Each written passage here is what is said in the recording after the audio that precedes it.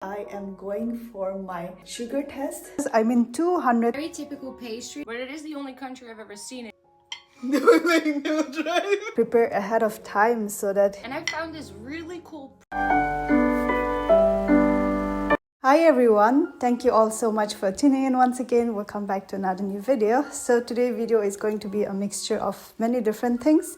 So basically the last time a friend of mine invited me to the Netherlands. Fortunately, I have to confess that I didn't get time to edit a lot of videos, so I thought it's never too late. So today I am going to show you guys the food prices in Netherlands in Indian rupees. Maybe just in case somebody is curious to know the food prices out there in the Netherlands. So yeah, that's the reason. But here, a little bit of train tour, how trains in Netherlands look like. Yeah. So basically, like in Germany, the trains can also get delayed in Netherlands. So you have to prepare ahead of time so that you don't get delayed for an important appointment or an interview or something like that. So today I came to the Netherlands. It's Saturday. I will be traveling back tomorrow. It's Sunday. So me and my friend, we went to the supermarket and then we bought some food, and to my surprise, everything is very expensive, not only in Germany but also in the Netherlands. We'll just let you know what we bought and the prices. So without wasting any further time, let's get started. Jumbo tomaten. Okay, so this one. So the name of the supermarket is Jumbo, and this one is sun-dried tomato, this one. And this costed €2.50, this one. Jumbo pesto grown. Okay, now we have this one. This is pesto. So basically pesto, you can eat it with noodles or you can eat it with bread. So this costed €1.15. Bio apple moist. Okay, so this one, it's bio and it's apple. I don't know exactly. My friend bought it. My friend is right now showering. So this costed €1.29. Since the food are pretty new, I have to check it properly so I don't miss it. Lace hamka. Okay, so we have lace also. This lace is 125 gram and this costed €1.66. Okay, so I also have Cheetos, this one, and this we bought two. One Cheetos cost €2.05. That's super expensive, to be honest. I mean 256 rupees for one Cheetos. And this one, this costed €6.63, which is 604 gram. And this tomato, this two, it costs 0.88 cents. भैया 2 tomato में 90 rupees, ऐसे कैसे चलेगा भाई? This costed €2.99. Look at this pastry. This is made with mushroom and meat, this one, and this costed €5.03, and in 1 kilo it costed €17.95, and this is 280 gram. And here we have mozzarella. We bought two mozzarella, which is 89 cents per piece. This is 600 gram and this is €1.23. I don't know what is this. My friend bought it, so I need to ask her, but I think it's something like a potato. It's a lazy food, guys. Because you just have to put it in the oven for 10 minutes and then you're good to go. I need to check at the food name carefully because everything is super new. Okay, so this is cowboy lepjes. It seems €4.93. For me it looks like, you know, Naga style cooked pork. Look at this. Netherlands food with like Naga pork. This costed €1.41. Ooh, what's the name of this one? This is called tompoes. Okay, and it's a special food from the Netherlands? Yeah, it's a very typical pastry that people eat here, and usually the top layer is pink. Yeah. But because it's football season and the color of the Netherlands is orange, they are now orange. Okay, perfect. Let's enjoy this together. Oh, the cat says hi. The cat says hello. What's the name of the cat? Boris. Bori. Okay, now Bodi will allow us to do the intro, okay? Okay. He demands attention. But it looks good, it looks good. The cat doesn't like when we do like this, huh? No. I know how to annoy her. So we're gonna enjoy this, and this is Netherlands special. It's called tompoes. Tompoes. Tompoes. Okay. So I will give rating from 1 to 10. Okay. Yeah. I think it will be interesting for the Netherlands people. I personally really love this kind of Okay. cake. It's a great dessert. Oh, and it smells so good. It does. And look at this guy. Orange nose. Orange nose like a joker. Oh. So enjoy. Look at this, guys. Oh, it tastes good. I've already tasted a little bit. There's whipped cream in the middle. So there's a layer of dough on the bottom here. And then there's a layer of whipped baker's cream. And then there's another layer of dough. And I think this is just simply glazing. And I'm not sure exactly which flavor they usually use. But it's so sweet and it's so good. And when you take a bite all the way from the top, maybe I can show it. It completely falls apart. Really nice. Which is kind of the point. I like it. It's very unique, the taste. I've never tasted something like this. Cool. It's not like a cake. It's not like a sweet. I mean, it's very unique, guys. Yeah, it's a great cake. It's a standard thing we have on birthdays and stuff as well. Oh. It used to be the standard thing I would bring to my grandparents and we would eat it together. And what is this called? Is there a specific name for this? Oh, look at this, guys. Inside also there is something like this. I think this like a wafer or so. Something like that, but more doughy. Ah. Because it Smells a little bit like cookies also. does. So? And it's sort of like a wafer, but but a wafer is like more crispy. Ah, okay. I haven't eaten it yet. This main part, so maybe. You're gonna love that. Yeah.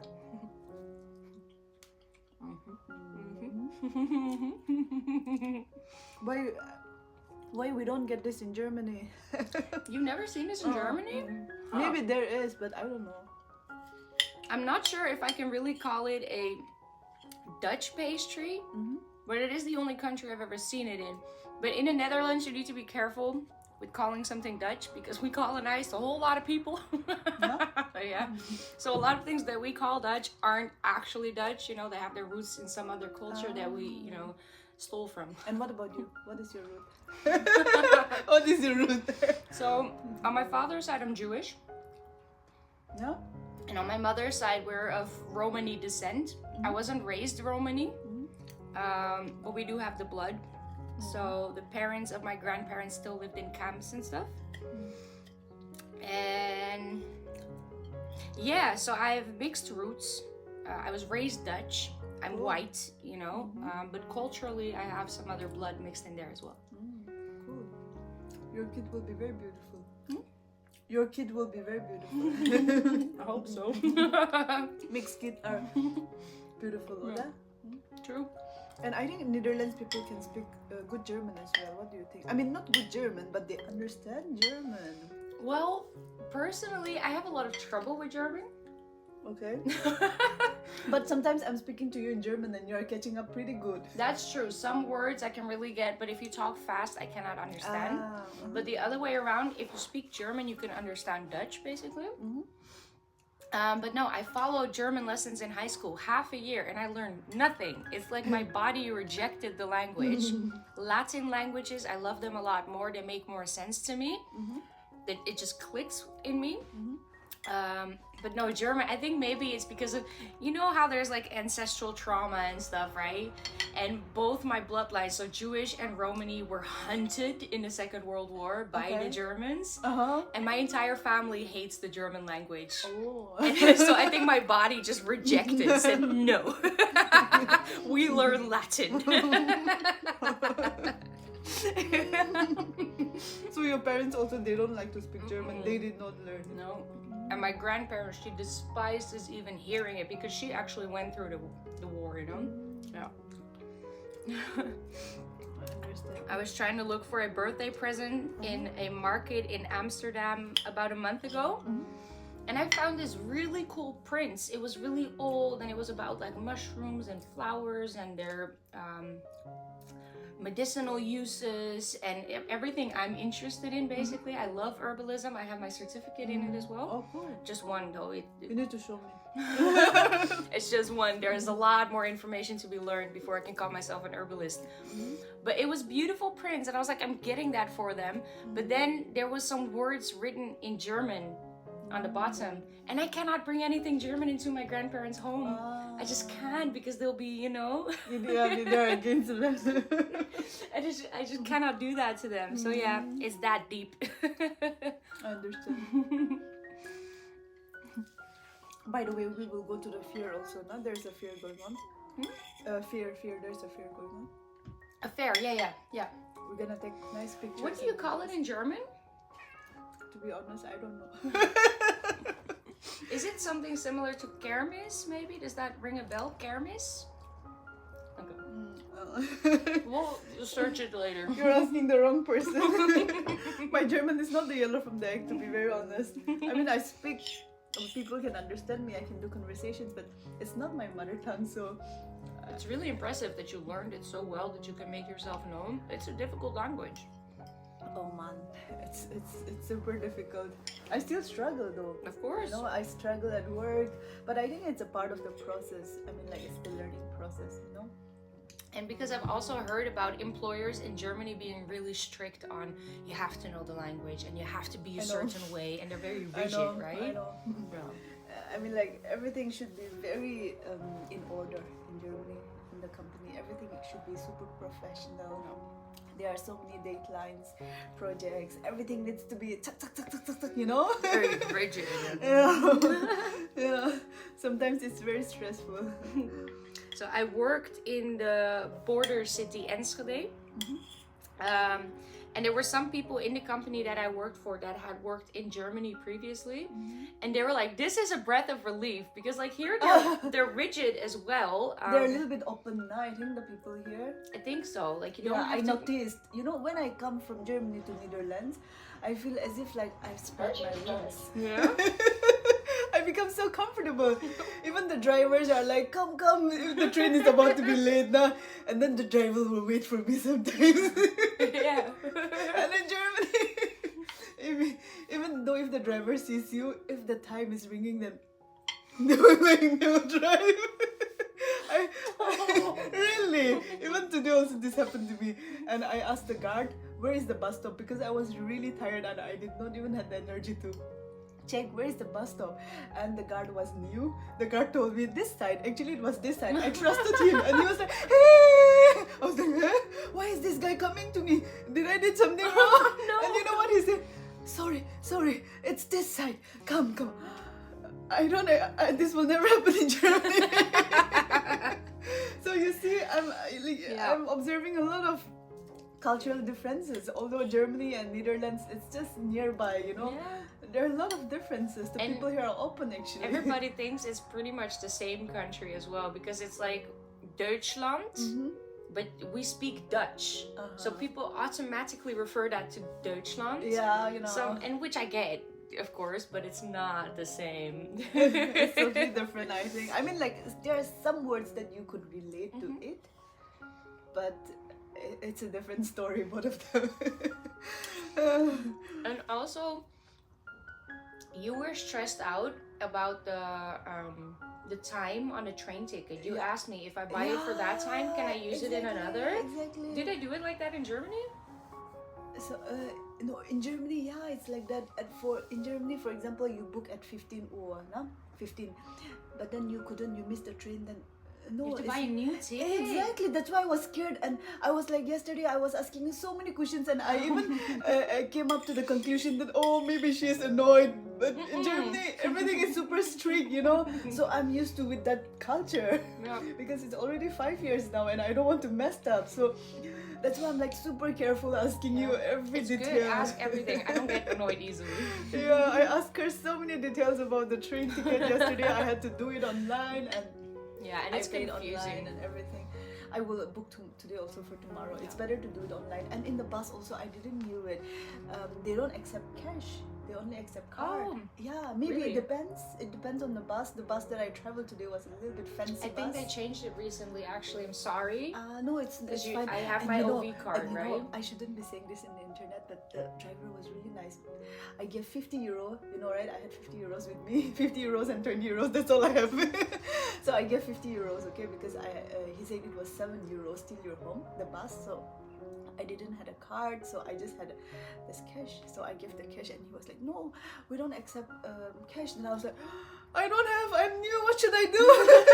And he was like, Oh, "But don't tell yeah. anybody." He was really nice to me. See, I have so many good experience when I come to Yeah. the Netherlands. You know, people are really nice to me. The last time I came, also, I didn't have internet.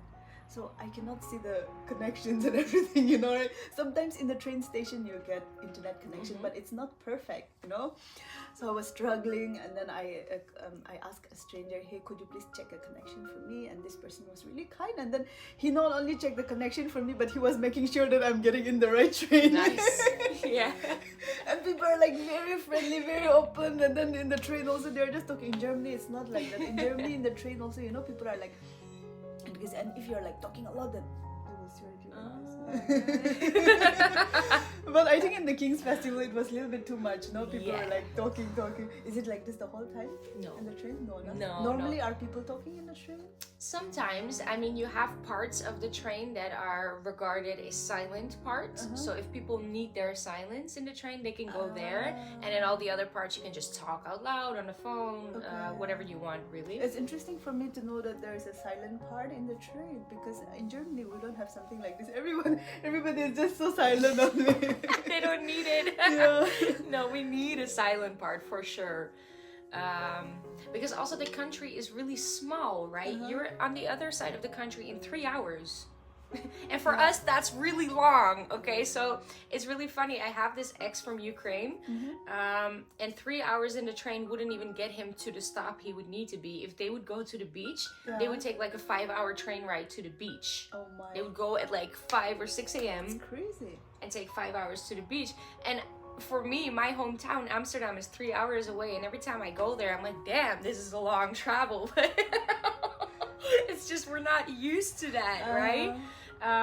But because of that, everything is so nearby. People do tend to travel a lot by train, and they go party in one city, and they come back drunk in their own. Okay. Right. So I think maybe that's also why we need the silent parts. Okay. Because it's a country of heavy drinkers. Really? Yeah. Even in Germany also, I know a lot of people who drink. Not I know personally, but I mean, like, I'm staying there for a while now, so yeah, people drink a lot out there as well. So I think Netherlands people and Germans, they're like something in common. A lot of beer. Especially during the King's Festival. Wow. My toe just recovered. It hurted so long still. Oh, really? Yeah. Thank God. On the King's Day Festival, I got run over by a scooter. Oh yeah. And then as I was trying to make my way to Central Station to go back home the next day, I had to go through this crowd, a really dense crowd. So you're like packed in between drunk people that are like all over the place. And it was this really drunk dude in front of me. Wherever I pushed him, because he wouldn't walk by himself, and I pushed him because I needed to go through, and he would just go there, like kind of fall there and then catch himself, and I just pushed him to get through. But one of them stepped on the toe that was run over really hard, Stepped. like on it with their heel. Oh. So my toe was bruised. It was black and blue, and it was just hurting a lot, and it finally recovered. And you were walking like this, not that day. Yeah. I was like, man, what's wrong with you? It looks so funny. I mean, she was in pain, but it also looked very funny. Okay, guys, you should have seen I should have taken a video. No, I would have put here. It would be quite funny. No, it's I mean, good. you were in pain, but sorry to say that. But it was really funny to see. I get it. You live in Germany. They live for Schadenfreude. No! Oh, you know Schadenfreude. I know of Schadenfreude. If my Japanese friend is looking at this video, then she told me that in Japan, when you post a video, something like you're in pain or something, Schadenfreude, then you get so many cases.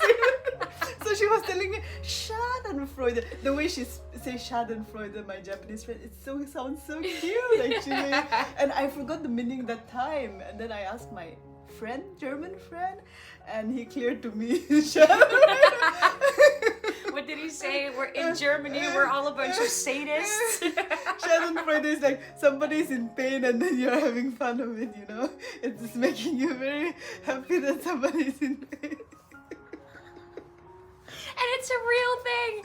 And I do wonder if, because it's such a concept here, right? When other people are, we also all the time we say misery loves company, right? You share your misery, share it, complain about everything. We love it. I do wonder if that's due to the cold climate. Because I've lived in Portugal and I've been through warmer climates, and the cultures there are warm. The people are warm. I think it's also because of the weather. Right? Cold climate, cold people. Warm climate, warm people. Indians I do are think warm. so. Indians are warm. Yeah. Growing up, my best friend, she was Indonesian, and I had a lot of problems at home. I always had to get away because things happened that weren't okay. So my friends' families always like took me in, and her family specifically was Indonesian. And whenever I was there around dinner time, they wouldn't even ask. They would just put an extra plate on the table. They wouldn't ask, "Are you staying over?" Because if I was staying, then it was always okay, you know. In my house, if people were there around dinner time, my mother would be like, "All right, it's dinner time. See you." They're like Germans, so direct. Right? It's such like just cold, and it's such a difference. I've really noticed it. Yeah. And numerology, I have this app, and every day you get like a suggestion of which color to wear that day to feel your best. And today it was purple and pink. Okay, really? So that's why I was wearing purple today. Yeah. Numerology saves my life sometimes. So today I am going for my sugar test to the gynecologist. Normally, me and my husband, we used to go every month one time on Saturdays, but today it's not Saturday, today is Friday, but today is gonna be a sugar test. So basically, I am not allowed to eat anything before the test, and yeah, I just have to drink a liquid solution that is 1 hour before the test. So I'm gonna do that on the way because it's taking 1 hour for me to go there, reach there at the gynecologist. And today my husband is at work because it's Friday, so I requested my mother-in-law, and she was very kind to take me with her. So we'll go together, and I'm filming this to keep a memory of my life journey here in Germany, about my pregnancy journey here, how it was. So 10 years from now or 20 years from now, I can look back, and maybe my child could also look back, and it would be a beautiful memory treasured, not only in the form of a picture, but also in the form of a video. So yeah, let's go together and let's see what the doctor says. I'll keep you updated, guys. It's early morning, so the video quality is also not the best. Sorry for that. So right now it's already 7:30 a.m. So what I'm gonna do right now is drink the liquid solution. And my mother-in-law also prepared some bread for me, because after I do the test later on, I'll be hungry because I did not eat anything. Yeah, so that's the reason. So this is how the glucose test looks like. I have to drink it. Yeah, it's written 300 ml, but then the doctor told me to drink just 200 ml. So my husband wrote 100 ml in advance, and then yeah, in that way it's easy for me to drink just 200 ml. Yeah, so we are still on the way, and then finally we have reached our destination. Now we are on the way to buy gauri mangso, pig meat. Just came back from the appointment. Yeah, initially today actually the road, you know, there were some road constructions going on, so they changed the location and stuff like this. But since we traveled a little bit early, half an hour early, so we were 15 minutes ahead of time. So basically I had to give some tests, urine tests and stuff like that, and after that they also took blood from me to do the sugar test. So once the result comes out, they will send me an email. And on the way, I requested my in-laws if they can, you know, take me to the Schlachthof. So Schlachthof is a place where you can buy pig, you know, pig meat, fresh one, okay? I bought this. I'm going to make pure Naga style I'm craving for pure Naga style meat currently. So actually this was 600 rupees 1 kg, and this is without bones or anything, so I think it's a very good deal. I also bought pigtail. 1 kg costed just 90 rupees. Can you believe it? 90 rupees. So right now I will wash everything and then I'll prepare it. And by the way guys, I also saw one comment where somebody told me that I'm very talkative. Yeah, everybody is different. I totally agree, and yeah, you are giving your opinion to me. So if I'm vlogging, if I'm not talking, then who'll be the one talking? There will be no one who'll be talking on behalf of me, right? I'm the one vlogging, and if I don't say anything, it's gonna be weird. Comment down below, you want me not to talk at all and just make videos, just a music. I tried like that also. Sometimes I just put music, but when I check at my YouTube studio, if I don't talk and if I just put music, people don't watch those parts actually. So I will obviously make videos in such a way that the majority of people are watching, or else it's no use, right? So let me know, okay? Comment down below. What do you think, guys? This is my food for today. This is leftover from yesterday, but it's very tasty today. So guys, a little bit update about my tomatoes, because some of you were asking me. So these are properly ripe. So this includes like 3 plates. I think it will be around 3 kilos, like that I would assume. It's heavy. And yeah, so now I have arranged like this, the ones which are more ripe and so on, like this. And I have increased the heat also to 5 today, because today there is no sunshine. Yeah, and I have arranged everything like this. And before, the tomato was coming till this side, and then it was difficult for me to cook and stuff like this. But now I have arranged the rice cooker and the water boiler and everything a little bit this side, and now that space is a little bit empty. So without further delay, I'll put this in the freezer. I'll tie it with this one. So Germans normally they write it down here what kind of food it is, but for me, I know it's tomato. So yeah, exactly. And see, some got a little bit dried, so this one I will throw it. Yeah. So guys, now it's time for exercise. Here we have mat, and then here we have the ball. Yeah. Ta-da. So that's it guys, I have finished editing the video finally, and in my next video I will be sharing my experiences. In my next video I will share my experience about my birth preparation course in Germany. So the first time I'm attending something like this, so I'm really excited. So stay tuned. Until then, I will see you all in my next video. Bye. Cheers.